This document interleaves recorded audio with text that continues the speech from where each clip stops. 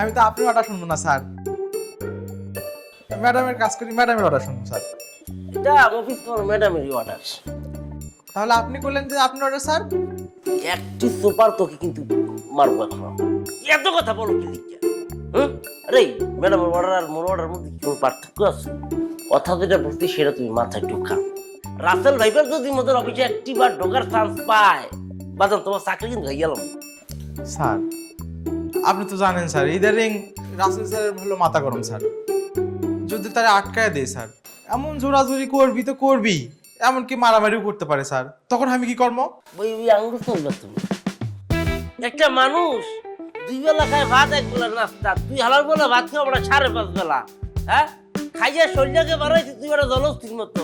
আর এটা জলস্তি বেটা এটা পিঁপড়ের লগে বেটা মারামারি করতে পারবে না বেটা। ও আইলে খালি গুসাবি করতে পারতো। হ্যাঁ, গুসাই আর নাক বলতে সব ফাটাই দিবি। তুই না পারো তুই আজ ডাক দিবি সমস্যা কি? আচ্ছা স্যার, কথা কিন্তু এটাই থাকলো স্যার। আপনি ঠিক তো হামো ঠিক। হ্যাঁ হামু ঠিক, যা ডিউটি যা। আচ্ছা স্যার, কথা এটাই থাকলো। হ্যাঁ যা।